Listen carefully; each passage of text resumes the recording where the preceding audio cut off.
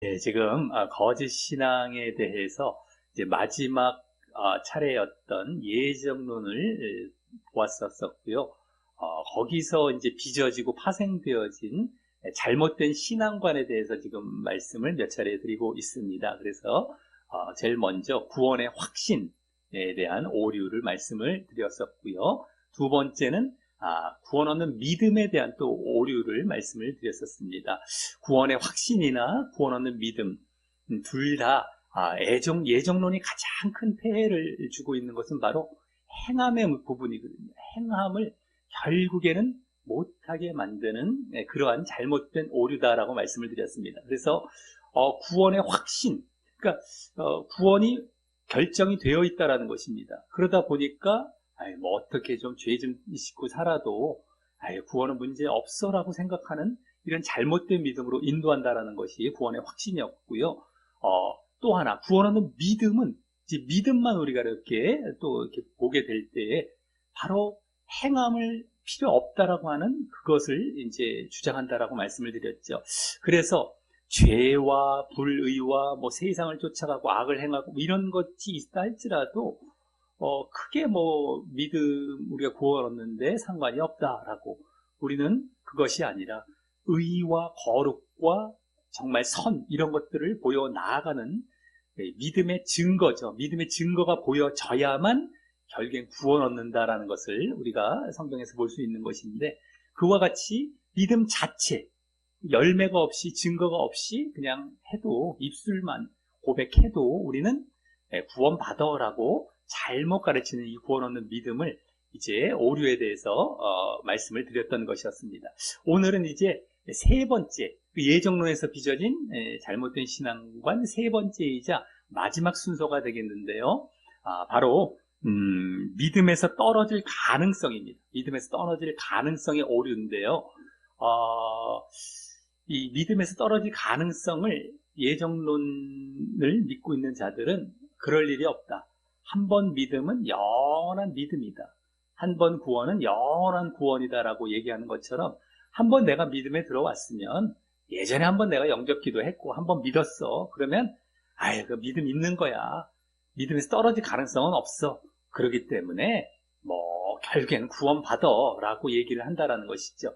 지난 그 믿음 구원 얻는 믿음의 때도 말씀을 드렸는데 열매가 보여지는 믿음이 행함이 보여지는 믿음이 지속이 되어져야 된다라고 잠깐 말씀을 드렸었는데 오늘은 그 지속 부분입니다. 유지 부분이 더 이제 확대가 돼서 이제 말씀을 드리려고 하는데 그냥 적당히 예전에 믿었기 때문에 지속 같은 건 필요 없고 믿음에 떨어지는 경우는 없어 라고 얘기를 하지만 성경을 보면 그렇지 않다라고 하는 것입니다.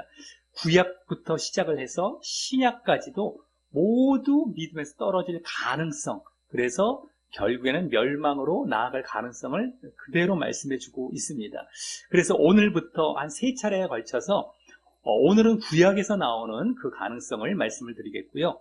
다음번에는 신약에서 복음서 부분이 있습니다. 마태, 마가, 누가, 요한 그 복음서 부분에서 나오는 그 가능성. 또 세 번째는 나머지 신약의 나머지 부분은 거의 서신서로 이루어져 있는데 그 신약의 서신서 부분에서 정말 믿음에서 떨어질 가능성에 대해서 말씀하는 부분들을 우리가 이제 말씀 위주로 쭉 보려고 하는 것입니다. 그래서 오늘은 먼저 첫 번째 시간으로 이제 구약에서 택한 백성이라고 우리가 알고 있는 이스라엘 백성이 결국에는 버림받은 경우가 되겠습니다. 믿음을 계속 지속하지 못하고 유지하지 못해서 이제 결국에는 버림받고 멸망으로 나아가는 경우가 되겠는데요. 이 택했다라는 것, 이 이스라엘 백성은 사실 택함 받은 백성이 맞긴 맞죠. 근데 그 택함이라는 것이 무조건 택해서 무조건 구원까지 다 보장해 주신다는 택함이 아니라 부르신 것이라고 보시면 되겠습니다. 부르셨고 그래서 그 반응을 해서 택함 안에 들어왔다라는 것이지 무조건 창세전에 택해서 무조건 구원은 확실하게 보장을 해놓았다라는 것이 아니고 구약에서부터도 내가 반응을 보였다라는 것입니다. 신약도 마찬가지입니다. 이 택함이란 말은 내가 믿음의 반응을 보여서 믿으라고 부르셨을 때 믿음의 반응을 보여서 그 택함 안에 들어왔다라는 것인데, 그러기 때문에 택함은 구원이 보장된다는 택함이 아니라 일단 믿음 안에 들어왔다라는 것입니다. 그렇기 때문에 언제든지 그 택함은 다시 이제 끝나버릴 수 있다는 것이죠. 내가 잘못한 것에 따라서 결국에는 택함이 계속 유지가 되는 것이 아닙니다. 그러니까 택함 안에 들어온 것뿐이지 그것이 계속 유지가 되는 것은 아닙니다. 그래서 한번 택했다라고 했을 때에 그것은 창세 전에 택했기 때문에 구원이 보장되는 택함이구나가 아니라 창세 전에 계획된 하나님의 공동체 몸이 있습니다. 늘 말씀을 드렸던 예수님과 그 몸된 우리 교회가 하나님의 택함으로 예정이 되어 있습니다. 그 하나님의 그 계획 안에 예정이 되어 있습니다. 그래서 정말 우리가 이 택함을 받았다라는 것은 그 안에 이제 우리가 들어가게 될 그 자리에 왔다라는 것뿐이지 그것이 완전히 보장된 것을 말을 하는 것은 아닙니다. 그래서 어찌됐든 간에 구약에서도 이스라엘 백성들이 한번 택함 받은 자리에 들어왔습니다. 민족적으로, 나라적으로. 그런데도 불구하고 그들이 다 구원받는 게 아니었다라는 것. 그러니까 예정론식으로 말을 했다라면은 무조건 보장이 되었어야 하는 건데, 창세전 택함이기 때문에. 전혀 그렇지 않다라는 것이 구약에 보여지는 것입니다.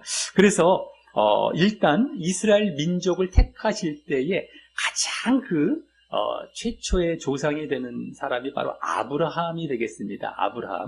아브라함을 택하셔서 이제 그 민족을 이제 이루어 가시기 시작하셨는데, 아브라함 때부터 주신 약속이 있으셨습니다. 바로 땅과 민족과 복에 대한 약속이었습니다. 땅과 민족과 복. 그때의 땅이라는 것은 결국에는 뭐 이스라엘 땅이 되겠고요. 또 민족도 이스라엘 민족이 되는 것이고, 그로 인해서 세상 모든 만민이 복을 받게 될 것이다 라는 그런 복이었습니다. 이 땅과 민족, 이스라엘에 대한 이제 약속을 주셨던 것이었는데, 이 아브라함은 그것에 대해서 믿음을 갖고 있었던 것이었습니다. 믿음을 보였던 것이죠. 그 약속이라는 것을 우리가 믿는 것이 바로 믿음입니다. 약속은 미래의 일이죠. 미래의 일. 당장 지금 현재에 이루어지지 않는 앞으로 이루어질 미래의 일입니다. 그러니까 눈에 안 보이는 것인데 그것을 믿는 것이 믿음입니다. 우리의 믿음이라는 것도 그것이거든요. 미래의 하나님 나라, 하나님 민족, 하나님 백성들, 그것에 대해서 약속을 해주신 것을 우리가 믿고 그대로 순종해 나아가는 것이 우리의 믿음인 것입니다. 그래서 눈에 안 보이는 걸 믿는 게 믿음이거든요. 당장에 믿을 걸 보여주고 이거 믿어 하는 건 믿음이 아니고 미래의 일이기 때문에 우리에게 믿음인데, 아브라함은 그걸 믿었습니다. 그 믿음에 대한 가장 대표적인 증거는 이삭이죠. 아들 이삭에 대해서 이제 내 씨로 말미암아 그 민족을 이루어갈 것이다 라고 했을 때에 그 이삭, 아브라함은 나이가 이제 너무 많이 먹었고 그 아내 사라도 나이가 너무 많았는데도 그렇게 그 씨로 주실 약속을 믿었던 것입니다. 그래서 그로 이루어질 민족의 형성이 되면 그들이 살게 될 땅에 대한 약속까지 다 믿었던 것입니다. 이게 아브라함의 믿음이었고, 그래서 아브라함이 믿음의 조상이 되었던 것입니다. 그래서 그 믿음이 이삭에게로 내려가게 됐죠. 그러니까 이제 이삭 전에 왜 또 이스마엘을 잠깐 내가 불신해서 약간 믿음이 부족했던 적이 있었죠. 아브라함도. 그래서 사라의 여종 하갈을 통해서 이제 이스마엘이라는 자를 갖게 됩니다. 근데 너 여종을 통해서 아들을 주려고 했던 것이 아니라 바로 내 아내 사라의 몸을 통해서 내 씨를 주겠다라고 했던 것, 다시 하나님께서 알려주셨을 때 그것을 다시 굳게 믿게 되었고, 그래서 이삭을 100세 때 얻게 되었던 것입니다. 사라는 90세 때에 정말 낳을 수 없는 나이에 결국 얻게 되었던 것이고, 그 믿음에 따라서 믿음이 응답받게 되었고, 그래서 어쨌든 이 아브라함 때부터 이스라엘 민족이 시작이 되었던 것이었는데 이삭에게 그 믿음이 그대로 이어져 갑니다. 그래서 땅의 약속, 민족의 약속을 그대로 이삭도 믿었고요. 이삭의 아들 때로 또 내려가서 믿음이 이어져 내려가죠. 이삭의 아들은 야곱과 에서와 야곱이죠. 형 에서와 동생 야곱인데 그 중에서 에서는 믿음이 없었고요. 장자권을 팔아버리는 데서 나타났고요. 팥죽 한 그릇에. 그리고 야곱이 믿음을 보이며 그 대를 이어갑니다. 자, 그래서 아브라함, 이삭, 야곱의 하나님 이렇게 불릴 정도로 믿음의 조상들이 되었거든요. 이 세 사람이 야곱 때에 야곱의 이름을 이스라엘로 개명이 되는 때가 옵니다. 하나님께서 바꿔주십니다. 그리고 야곱이 12아들을 낳습니다. 이제 그 12아들이 12지파, 이스라엘의 12지파가 되어서 야곱이 이스라엘 이름으로 바뀌어지면서 이스라엘 민족이 그때 형성이 제대로 되기 시작하죠. 아브라함의 손자 때에 와서 벌써 그 민족의 약속, 땅의 약속이 정말 제대로 이루어져 가기 시작했던 것입니다. 그 민족이, 그 약속이 제대로 이루어져 간 것은 나중에 요셉 때에 와서 요셉 또 야곱의 아들이죠. 야곱의 아들, 12아들 중에 막내에서 두 번째 아들 때에 이제 이집트, 애굽에 들어가서 결국에는 거기서 민족을 형성하고 그래서 민족이 애굽을 이집트를 빠져나와서 출해서 나중에 가나안 땅을 향해 이제 나아가므로 민족도 형성이 되었고 애굽에서요.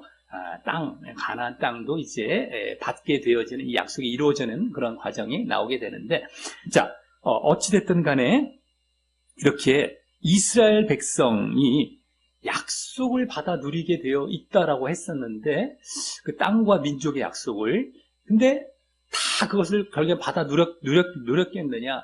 그것이 아니었다라고 하는 것입니다. 오히려 대다수의 사람들은 그 약속에서 탈락되게 되어지죠. 믿음을 보이지 않았기 때문에.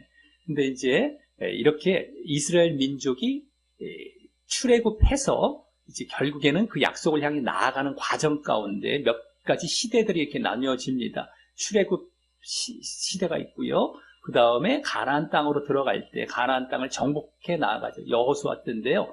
그 가나안 정복 시대가 있고요. 가나안 땅에 들어가서 이제 그 땅을 차지해서 왕이 없었을 때가 있었습니다. 사사들이라는 재판관들이 다스리던 시대가 있었습니다. 사사가 재판관이라는 뜻인데요. 사사 시대 때를 거쳐서 또 왕이 세워지는 왕정 시대가 있습니다. 이게 이스라엘의 큰 역사인데 이 역사 전체에 걸쳐서 매 시대마다 결국에는 이 약속에서 떨어져 나아가는 자들이 보여지는 것이 오늘 보게 될 구약 말씀이 되겠는데요. 먼저 그래서 그 중에 첫 번째 인물은 일단 나중에 많은 이스라엘 백성들이 탈락을 합니다만 일단은 그 이전에 개개인의 인물들을 보도록 하겠습니다. 탈락해 나아갔던 그 첫 번째가 바로 고라라는 사람이었습니다. 고라와 다단과 아비람 이 세 사람이 대표적으로 해서 나머지 사람들을 당을 지어서 모세를 대적했습니다. 하나님께서 세우신 지도자 모세, 출애굽해서 출애굽 시대 때인데요. 그 광야를 막 거쳐서 이제 가나안 땅으로 가고 있는 중에 당신만 지도자냐? 우리도 지도자다라고 이제 레위 지파니까 정말 모세를 대적하면서 모세를 불순종하고 말을 안 들으려고 했죠. 근데 모세는 사실 하나님의 대변인이었던 것이었습니다. 대리자였습니다. 그러니까 하나님을 대적한 것과도 같았던 것이죠. 그러니까 하나님에 대한 결국에는 대적, 불순종 이것이 되다 보니까 결국에는 하나님께서 멸망을 시키십니다.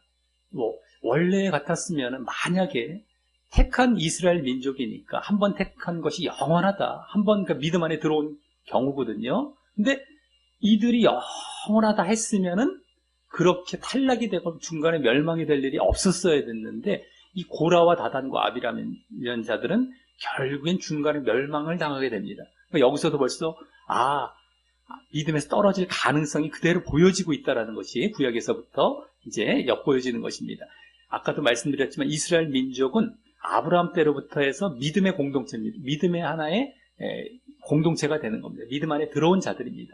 애굽에서 빠져나와서 홍해를 거쳐서 이들이 세례를 받은 격이 되었고요. 믿음의 이제 고백을 한 자들이 된 겁니다. 이제 구약은 믿음이 본격적으로 시작되기 이전인데도 하나의 믿음의 그러한 민족이 있죠. 근데 그 가운데에 고라가 멸망당하는 모습이 보여지게 되는 것입니다. 우리 1번 말씀에 그 사실이 나오는데 한번 읽어보도록 하겠습니다. 1번입니다. 시작. 땅이 그 입을 열어 그들과 그들의 집과 고라에게 속한 모든 사람과 그들의 재물을 삼키매 그들과 그의 모든 재물이 산채로 수월에 빠지며 땅이 그 위에 덮이니 그들이 회중 가운데서 망하니라. 아멘. 예, 고라 이제에게 심판을 내리시는 장면인데 그 장막이 있었습니다. 이제 출애굽해서 광야에 사는 곳인 개개인이 장막을 만들어서 이제 머물고 있었는데 그 앞에서 그냥 땅이 입이 열어서 그냥 다 집과 그 가족들 뭐 재물들 다 삼켜버리는 땅 밑으로 수월로 내려가 버리고 회중 가운데서 망했다. 회중이라는 거 이스라엘 백성 민족 가운데서 망했다. 이런 자가 나타났던 겁니다. 한 명이라도. 그럼 벌써 안 맞죠. 왜 이스라엘 민족이 택했다. 그럼 다 같이 구원받아야 되는데 그것이 아니지 않습니까? 그러니까 한번 믿음에서 떨어질 가능성 그건 없어. 한 번 믿으면 영원한 믿음이야 라는 것이 아니라는 것이 이 구약에서부터도 이 고라라는 자들 속에서 벌써 보여지고 있었던 것입니다. 자, 두 번째는요, 이제 가나안 땅에 들어가서 정복을 해 나아가는 시기 때에 또 보여지는 인물이 있습니다. 대표적인 인물이 아간이라는 자인데요. 먼저 가나안 땅이라는 곳, 이제 이스라엘 땅이 될 곳이었죠. 그곳에 첫 도시, 그 점령에 나아가는 첫 도시는 여리고성이었습니다. 우리 유명한 그 사건, 6째 날까지 한 바퀴씩 돌라고 했고, 마지막 7째 날에 7바퀴 돌고, 고함을 내리쳐라. 그러면, 부서질 것이다. 라고 해서 정복해 나아갔던 이 여리고성부터 시작을 했죠. 그 여리고 도시 말고, 그 다음 도시가 아이라는 도시가 있었습니다. 아이성이라는 곳인데, 그곳에서도 이제, 점령을 해 나아가려다가, 아간이라는 자가 도적질하는 죄를 짓게 되죠. 다 진멸시켜라. 하나도 너희들이 여기 있는 남녀노소 사람뿐만 아니라 모든 물건도 다 진멸시켜버려라 라고 명령을 하나님께서 하셨는데 아간이라는 자는 은근히 그 재물이 탐났던 겁니다. 그 아름다운 외투 한 벌 그리고 금, 은 이런 걸 좀 챙겼습니다. 원래 숨겨놨죠. 그러니까 하나님께서 아이라는 성에서는 패배하게 하셨습니다. 여리고성은 점령케 하셨는데 패배케 하셨던. 그래서 그 사건을 알아봤더니만 하나님께서 알려주셔서 알아봤더니만 아간이라는 자가 제비 뽑혀갖고 그의 범죄가 드러났던 것이죠. 도적질의 죄입니다. 그래서 멸망하게 됐던 이런 내용이 2번 말씀에 나오는데 한번 2번 말씀 읽어보겠습니다. 예, 시작. 여호수아가 이르되 내가 어찌하여 우리를 괴롭게 하였느냐. 여호와께서 오늘 너를 괴롭게 하시리라 하니 온 이스라엘이 그를 돌로 치고 물건들도 돌로 치고 불사르고 그 위에 돌 무더기를 크게 쌓았더니 오늘까지 있더라. 여호와께서 그의 맹렬한 진노를 그치시니 그러므로 그곳 이름을 오늘까지 아골골짜기라 부르더라. 아멘. 예, 이 아간이 돌 맞아 죽는 그러한 모습입니다. 그래서 이 도적질의 죄였었죠. 그리고 아까 고라 같은 경우는 하나님을 대적하는 죄입니다. 이것도 그러니까 하나님에 대한 죄, 이거는 도적질. 하나님께서 10계명에 이제 도적질하지 말라라는 계명을 어긴 죄가 되는 겁니다. 하나님의 명령을 불순종하는 이러한 죄인데요. 자, 이런 죄를 지었을 때는 항상 내가 믿었다 할지라도 결국엔 멸망으로 나아간다라는 것이 구약에서부터 그대로 보여지고 있었습니다. 그리고 아까는 출애굽 시대였다라고 한다면 이번엔 가나안을 정복하는 시대였습니다. 자, 이제 세 번째는요. 가나안 땅에 들어가서 정착하며 살고 있는 가장 이제 첫 번째 시대가 사사 시대였습니다. 아까 말씀드렸던 사사들이 다스리던 시대였는데 그때에도 이제 사사가 거의 마지막 사사격이 되는 엘리 제사장이라고 있었습니다. 물론 사무엘 그 다음 이제 선지자까지도 가지만 엘리라는 바로 앞에 선지자가 제사장이 엘리라는 자가 있었는데 그때의 그 아들들이 망령된 일을 행했습니다. 재물에 대해서 무시하고 자기들에게 돌아갈 목숨뿐만 아니라 제사장에게 돌아갈 목뿐만 아니라 이제 이 제사를 드리는 사람들에게 들어갈 재물까지도 자기들이 다 챙겨버리는, 이렇게 고기를 삶을 때 갈고리로 갖고 탁 해서 자기들이 가져가 버리기도 하고, 또 하나님께 제물을 기름을 먼저 태워드리고 나서 그 다음에 제사장들이 가져가야 되는데 그런 게 없습니다. 그냥 태워드리기 전에도 고기를 챙겨가고, 그러니까 하나님의 성물에 대해서, 하나님 제사드리는 그 제물에 대해서 무시를 한 것이죠. 그러니까 자신들이 탐욕이 있어갖고 탐욕의 죄도 있고요, 하나님을 무시하는 이러한 죄도 함께 있었던 것입니다. 둘 다 뭐 다 십계명에 들어가는 죄가 되는데 그 모습을 보여서 결국에는 멸망당하게 되는 그 두 아들들도 대표적인 경우가 되겠죠. 자, 우리 3번 말씀에 그런 내용이 나옵니다. 3번입니다. 예, 시작. 그러므로 내가 엘리의 집에 대하여 맹세하기를 엘리 집의 죄악은 제물로나 예물로나 영원히 속죄함을 받지 못하리라 하였노라. 아멘. 예, 하나님에 대해서 이렇게 정말 무시하고 했던 경우는 속죄를 받지 못하는, 아무리 회개한다 할지라도 이러한 무시무시한 죄까지도 어쨌든 이제 받게 되는데 결국엔 멸망으로 나아갔다라는 것입니다. 결국엔 나중에 다 이제 전쟁 가운데 죽게 되고요, 두 아들이. 자, 그래서 결국에는 이 사사시대 때도 한 번 믿음 안에 들어왔다고 뭐 한 번 믿으면 영원한 믿음이 아니다. 중간에 죄를 지으면 믿음에서 떨어져 나가는 것이고 구원에서 떨어져 나간다는 것이 그대로 보여지고 있습니다. 자, 그 다음에 네 번째는요, 구약의 왕정 시대로 들어가죠. 왕을 뽑아서 왕정을 이제 하는 시대로 들어가는데 초대 왕, 이스라엘의 초대 왕이 바로 사울이었습니다. 사울. 근데 이 사울도 처음엔 잘 하는 것 같았는데 나중에 죄를 짓게 됩니다. 한마디로 불순종의 죄가 되겠는데요. 뭐 대표적으로 이제 두 가지가 있습니다만, 자기가 제사를 드려버리는 죄가 있었고 그걸 넘겨주셨습니다만, 두 번째에 아말렉과의 전투 가운데 모든 걸 진멸하라고 또 명령을 내리셨습니다. 그런데 사울이, 여기도 탐욕이 또 들어간 것이죠. 거기에 귀한 그 양과 이렇게 염소들, 이 몇 가지 이 재물들, 이게 그 동물들을 이제 살려두었고요, 아각 왕을 또 살려두었습니다.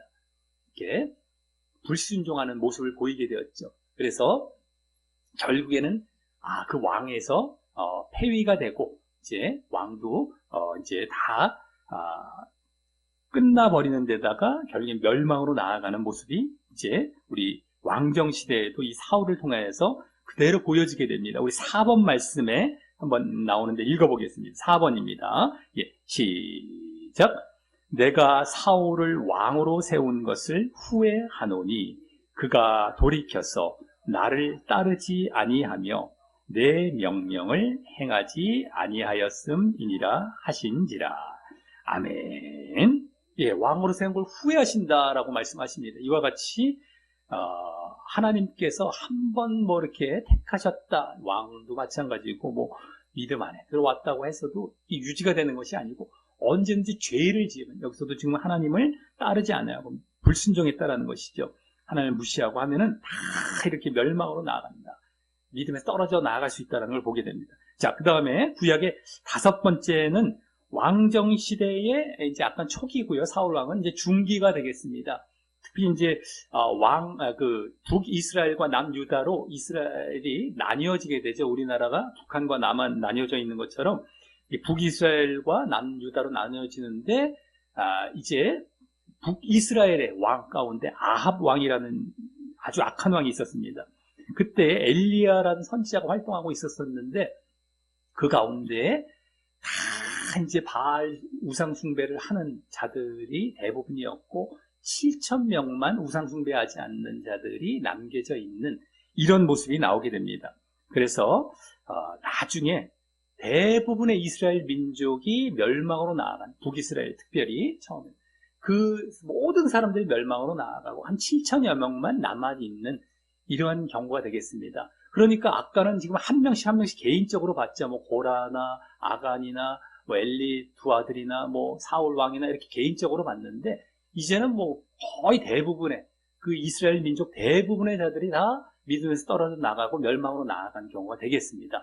자, 우리 5번 말씀 한번 읽어보겠습니다. 예, 시작. 그런즉 어떠하냐?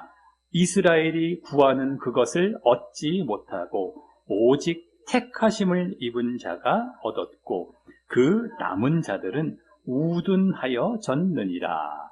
아멘. 예. 이스라엘이 구하는 그것, 이것이 바로 구원이라고 보시면 되겠습니다. 구원을 못 받는다는 것이죠, 이들은. 그리고 오직 택하심을 입은 자가 구원을 얻었다라고 하는데, 여기서 이런 말씀을 보면 또 예정론에서 갖다 씁니다. 봐라, 예정한 자들이 얻고, 막 이스라엘이 구했다고 자기가 막 원했다고 얻는 게 아니야. 내가 한다고 되는 게 아니라, 택하심을 얻은 자들이 얻는 거야. 이렇게 얘기를 하게 되죠. 예정론 쪽으로 오히려 뒷받침하는 말씀으로 보게 되는데, 그리고 그 나머지들은 우둔하여졌다. 우둔하여졌다는 건 완악하여졌다라는 것이고, 그들은 멸망으로 나아갔다라는 이 얘기인데요. 어쨌든 그래서 이스라엘 중에서 택하심 입은 자만 구원받았고 나머지는 다 멸망받았다 이 얘기입니다. 근데 이것을 예정론에서 하는 그 말로 보면 안 되고요. 그들이 결국에는 믿음 안에 제대로 들어오지 않았기 때문에, 믿음을 제대로 보였지 않았기 때문에, 지속하지 않았기 때문에 이렇게 되었다는 것이고요.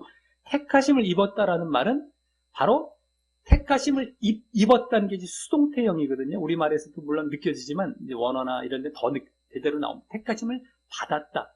근데 어떻게 택하심을 입었냐, 택하심 안에 들어왔느냐는 것인데, 그게 바로 믿음을 얘기해 주는 겁니다. 믿음 때문에 부르심을 받는 자리에 들어왔고 택하심을 받는 자리에 들어왔다는 겁니다. 근데 왜 택하심이나 부르심은 수동태, 받는 식으로 이렇게 묘사를 하고 표현을 할까 했을 때는 아까 말씀드렸던 창세 전에 구원받을 공동체를 하나님께서 계획해 놓으셨습니다. 공동체입니다. 민족과 나라죠. 그 안에 택하심 받아 들어간다, 부르심 받아 들어간다 이 얘기거든요. 그러니까 여기서 택하심 받는다라는 것은 이제 구원 받는 자리에 들어왔다라는 것인데, 그렇다고 해서 구원이 결정이 된 건 아니죠. 창세전에 개개인을 다 택하셨어 하면 구원이 결정된 것인데, 택하심 받는 자리, 믿음을 내가 계속 유지하는 모습을 보이고 있다는 것입니다. 그것이 택하심 받는 자리에 들어와 있다는 것이죠. 그러니까 성경의 다른 곳에 보면 택하심을 입은 자들도 미혹하리라, 그래서 구원에서 떨어져 나가게 하리라, 이 말씀이 신약에 나오지 않습니까? 그러니까 택하심 받았다라는 것은 구원이 보장됐다는 말은 절대 아니고요. 믿음을 계속 유지하고 있다 이 말입니다. 그래서 내가 택하심, 예전에 하나님께서 창세전에 계획해 놓으신, 예정해 놓으신 그 공동체 안에 들어갈 수 있는 자격 가운데 아직 있다 이 얘기지, 그것이 딱 보장에 대해서 딱 끝났다가 아닙니다. 택하심이란 말은 언제든지 택하심에서 벗어날 수 있고 언제든지 그것을 떨어져 나갈 수 있다는 것이 포함된 그 말입니다. 한마디로 믿음 안에 들어와 있고 믿음을 지속하고 있다라고 바꾸시면 딱 됩니다. 아, 믿음을 지속해 보인다. 그래서 여기서는요, 너희들 왜 이스라엘 민족에게 지금 해주는 얘기거든요. 자기 동족, 바울의 동족이기 때문에 로마서 11장 9장부터 11장에 자기 동족 이스라엘에 대해서 바울이 막 한탄하면서 얘기를 해주는데, 그 가운데 너희들 왜 믿음을 안 받아들여서 그랬니? 이 얘기였습니다. 그래서 그 믿음을 안 받아들이고 그래서 구원을 못 받는 자들, 하지만 믿음을 받아들이고 유지했던 자들은 구원을 받는 자리에 들어갔다, 이 얘기를 해준 겁니다. 자, 어쨌든 간에 믿음을 계속 유지해야만 이제 구원을 받는다라는 것이 민족적으로도 이렇게 구약에서 보여졌다라고 하는 것입니다. 그러니까 구약에서도 전반적인 시대 가운데 이것이 계속해서 믿음에서 떨어질 가능성이 보여지고 믿음을 우리가 지속해 나아가야 한다는 것이 요청되고 있는 것입니다. 자, 그러면서 이제 반대의 경우는요, 택한 백성, 믿음 안에 들어온 사람이 이제 버림을 당할 뻔했다가, 이스라엘 백성들이죠. 지금 우리가 구약에서 보고 있기 때문에 이스라엘 백성들이 버림당하려다가 모세가 중보기도해서 하나님께서 뜻을 돌이킨 경우가 있습니다. 그러니까 한번 하나님께서 결정하셨다고 끝까지 결정된 대로 하시는 것이 아니라 언제든지 하나님께서는 돌이킬 수 있다는 것을 보여주시는 것입니다. 아까 이스라엘 민족이 처음에 택함 받은 민족이라고 끝까지 구원이 보장된 것이 아니고 내가 믿음을 보여야 그것이 이루어진다는 것처럼 한 번 택하셨기 때문에 끝까지가 아니고 또 한 번 버리시려고 했기 때문에 끝까지 버리시는 것이 아니고 그걸 다시 돌이켜서 다시 받아들여 주실 수 있는 반대 경우죠. 그것도 이제 보도록 하겠습니다. 자, 바로 그 유명한 사건입니다. 모세가 시내산에서 십계명을 받아서 내려오고 있는 가운데에 시간이 좀 오래 걸리다 보니까 아래에서 이스라엘 백성들이 아론을 또 내세워서 금송아지 우상을 만들어서 그 우상을 막 섬겼던 일이 있었습니다. 그래서 하나님께서 나중에 진노하시면서 이들을 다 멸절시키고 다시 새롭게 백성을 이루어 가겠다라고 모세에게 말씀을 해주셨는데, 모세가 그때 중보기도를 간절히 하게 됩니다. 그래서 이제 6번 말씀부터 보시면요, 하나님께서 그들을 멸망시키려고 하셨던 내용이 나옵니다. 한번 읽어보겠습니다. 예, 시작. 여호와께서 또 모세에게 이르시되 내가 이 백성을 보니 목이 뻣뻣한 백성이로다. 그런즉 내가 하는 대로 두라. 내가 그들에게 진노하여 그들을 진멸하고 너를 큰 나라가 되게 하리라. 아멘. 예, 다 이렇게 진멸하시려고 하셨습니다. 다른 이제 백성들을 만드시려고 다시 새롭게 시작하시려고 하셨는데, 그때 이제 7번 말씀과 같이 이제 모세가 중보기도를 합니다. 한번 읽어보겠습니다. 예, 시작. 그러나 이제 그들의 죄를 사하시옵소서. 그렇지 아니하시오면 원하건대 주께서 기록하신 책에서 내 이름을 지워버려 주옵소서. 아멘. 예, 모세가 아주 중보기도를 하면서 돌이키게 하고 있는 거죠. 돌이키시게 하는. 자, 근데 아까 6번에서는 진멸하시려고 하셨던 장면에서 한번 택했던 당신의 민족인데도 진멸시킬 수도 있다는 걸 그대로 보여주고 있습니다. 그러니까 믿음에 따라서 그 사람들이 믿음을 계속 유지하느냐 아니하느냐에 따라서 멸망을 시킬 수도 있고 안 하실 수도 있다는 그대로 보여줍니다.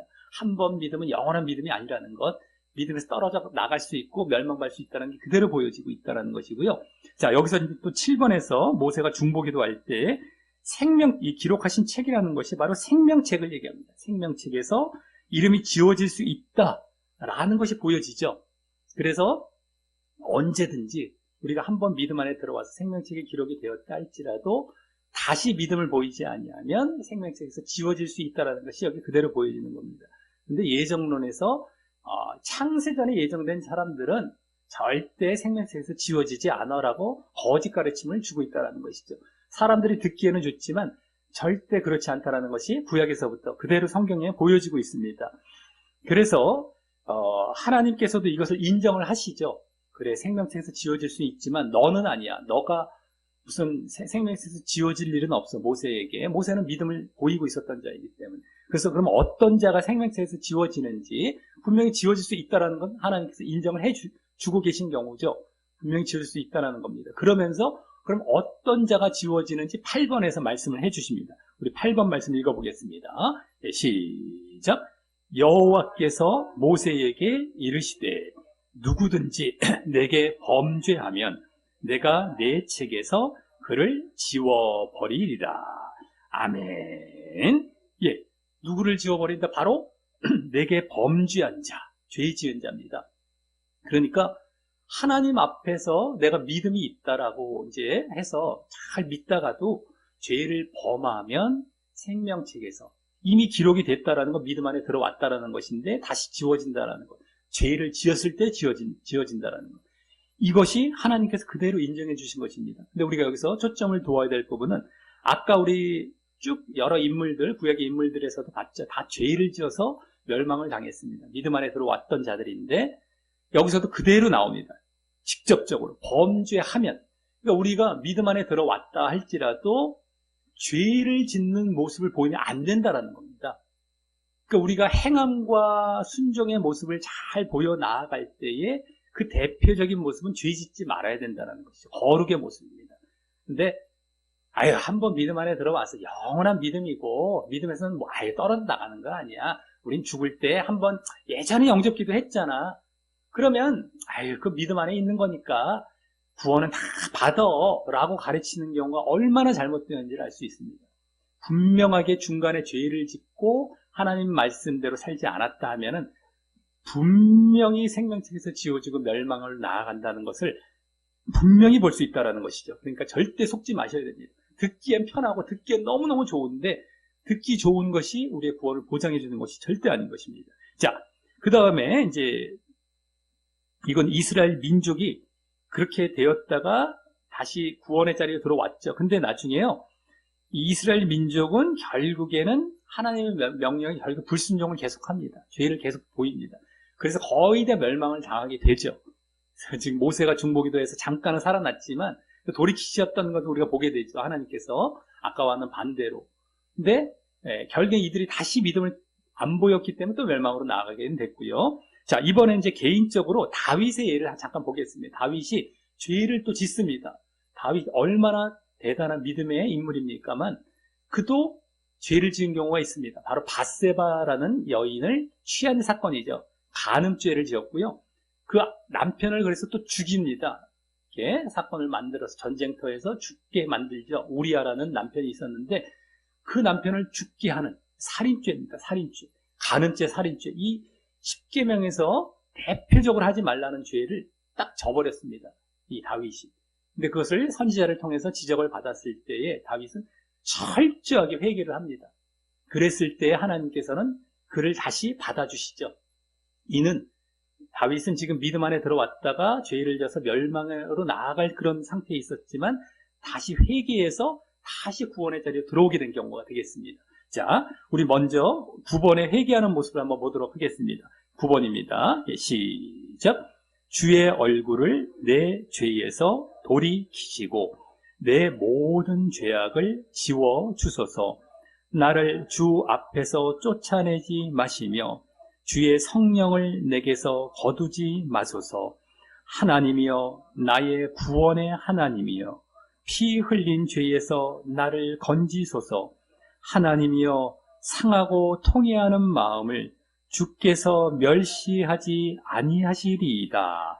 아멘. 예, 정말 이렇게 나를 멸망시키지 말아 달라, 나를 정말 용서해 달라라고 얘기를 하고 있습니다. 다윗이요. 그 다윗도 생명책에서 지워질 수 있다. 범죄하고 잘못되면 이것을 알고 있었던 사람입니다. 우리 10번 말씀을 보면은 다윗의 시 가운데 또 다른 시 가운데 나오는데 한번 읽어보겠습니다. 예, 시작. 그들을 생명책에서 지우사 의인들과 함께 기록되지 말게 하소서. 아멘. 예, 다윗은 생명책에서 지워질 수 있다는 걸 알고요. 그렇기 때문에 내가 멸망으로 안 나아가려고 철저하게 회개했던 겁니다. 그렇죠? 그래서 다시 받아들여짐을 받게 되었죠. 그리고 나서 다윗은 그 회개한 모습을 계속 보여 나아갑니다. 다시 믿음 안에 들어와서. 그러니까 아까 이스라엘 민족은 모세의 중보기도로 잠깐 살아난 것 같았어도 자신들이 믿음을 안 보이니까 다시 멸망으로 나아갔거든요. 다윗은 멸망 받을 뻔 했다가도 회개하고 다시 믿음 안에 들어와서 그걸 유지해 나아갑니다. 다시. 그래서 구원 가운데에 들어가게 된 경우가 되겠습니다. 자, 그래서 이제 죄를 지으면 어떻게 된다고요? 우리가 믿음 안에 들어왔다고 할지라도 멸망으로 나아가고. 근데 그렇게 된 자리에 있을지라도 또 철저하게 회개하면, 그 죄를 회개하고 돌이키고 다시 이제 믿음을 계속 유지해 나아갈 때는 어떻게 된다? 다시 받아들여지고 구원으로 나아갈 수 있다는 것입니다. 그 핵심은 죄의 문제죠. 죄를 우리가 어떻게 이제 반응해 나아갈 것인가, 어떻게 보여 나아갈, 죄를 짓지 않아야 되는 것이죠. 근데 지난번 시간에도 또 말씀을 드렸습니다. 아, 그럼 죄는 대충 져도 된다, 되긴 되는데 나중에 회개만 하면 되겠구나. 요건 아닙니다. 죄는 대충 져도 되는데 그래, 나중에 또 회개하지, 그럼 나는 다시 믿음 안에 들어온 거니까. 이게 아닙니다. 죄는 처음부터 짓지 말아야 된다는 것을 딱 결정하고 들어가야 됩니다. 그게 믿음입니다. 근데 나는 죄 져도 돼, 이런 믿음 자체가 아예 시작이 된 게 아닙니다. 그래 놓고 나중에 회개만 하면 되지, 이건 믿음 자체가 아예 시작이 되지 않았기 때문에 그런 자들은요, 회개도 할 수도 없고 되어지지도 않고요, 다 멸망으로 갑니다. 근데 지금 은연중에 또 그렇게 가르쳐지는 경우가 있습니다. 요거보다 더 잘못된 가르침은 죄 져도 괜찮아 라는 걸 은연중에 가르쳐 놓고요, 또 요거보다 조금 이제 강화시켜서 아유 그건 너무했어 해갖고 회개를 얘기하는 경우도 요 정도로 가르칩니다. 죄 져도 괜찮은데 회개하면 돼, 이렇게 가르치는 경우가 있거든요. 요것도 똑같습니다. 죄 져도 괜찮다는 것과 이게 똑같은 거예요. 다르지 않습니다. 요 분별들을 못 하거든요. 우리가 딱 가져야 될 제대로 된 신앙은 죄 지면 안 된다는 겁니다. 처음부터. 그러다가 아까 다윗과 같이 어쩌다 넘어진 경우거든요. 그러니까 철저히 회개도 하죠. 그리고 절대 다시 죄로 안 넘어갑니다. 이게 진짜 믿음 안에 있는 것입니다. 그래서 우리가 믿음 안에서 떨어질 수 있다는 것, 그렇기 때문에 그 죄를 철저하게 짓지 않고, 또 졌을 때는 빨리 철저히 회개를 해야 된다는 것. 그리고 하나님께서는 한 번 결정한 것이 그냥 끝까지 되어지는 것이 아니고 언제든지 바꾸실 수 있다는 거죠. 구원시키시려다가도, 내가 택하셨다가도 죄를 지으면 멸망으로 나가게 하시고, 또 다시 멸망시키시려다가도 회개했을 땐 다시 받을 수 있다는 거예요. 우리는 하나님이 한번 결정한 거는 영원한 거야, 또 이렇게 또 전적으로 절대적으로 이런 말까지 앞에 붙여가면서 얘기를 하는 경우가 있는데, 절대 속아 넘어가지 마시기 바랍니다. 하나님은 긍휼이 많으셔서 언제든지 돌이키고 오기를 바라시죠. 언제든지 저가 돌아오기를 원하시고요, 또 저가 잘못됐을 때는 언제든지 멸망으로 또 나아가게 하시는 분이십니다. 그래서 정말 한 번 믿었다고 끝이 아니고, 오늘 구약에서 이제 말씀을 통해서 이제 보게 되었는데, 한 번 또 하나님께서 결정하셨다고 끝이 아니라는 것. 우리는 항상 믿음을 끝까지 지속하고 유지해 나아가야 되는데, 그 대표적인 그 믿음을 방해하고 못 보이게 만드는 것은 죄의 문제라는 거예요. 그래서 거룩을 제대로 가야 됩니다. 빨리빨리 죄를 털어버려야 되고요, 안 지려고 해야 되고요, 믿음 안에 늘 있어야만 구원을 받게 된다라는 사실을 분명히 아시고, 정말 예정론에서 파생된 잘못된 가르침에 넘어가지 마시고 구원의 길로 잘 걸어가시기를 예수님의 이름으로 간절히 축원합니다. 말씀 종이 뒷면에 기도하게 하고 마치도록 하겠습니다. 시작. 하나님 아버지, 오늘은 예정론에서 빚어진 잘못된 신앙관 세 번째로 믿음에서 떨어질 가능성의 오류에 대해 먼저 구약 성경에서 알게 하시니 감사합니다. 예정론에서는 한 번 믿어 택함 받은 자리에 있다면 믿음이 계속 유효하고 구원이 보장된다라고 주장하고 있지만, 성경에서는 전혀 그렇지 않음을 알았습니다. 누구든 한 번 믿고도 하나님과 그 뜻을 등지고 죄를 지으며 믿음에서 떠나면 생명책에서 지워지고 멸망으로 나아감을 확인했기 때문이었습니다. 대신 누구든 믿었다고 안심할 것이 아니라 늘 하나님의 뜻에 순종하여 죄를 짓지 않는 가운데 믿음을 잘 유지해야 한다는 사실과, 또 그러다 혹 죄를 지었다면 철저히 회개하고 돌이켜 주어진 기회를 다시 붙들 때 하나님은 멸망시키려는 뜻을 돌이켜 다시 그를 받아주신다는 사실도 알았습니다.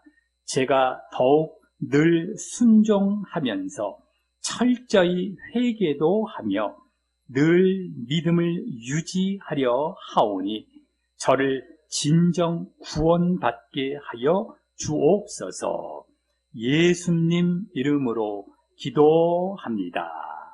아멘.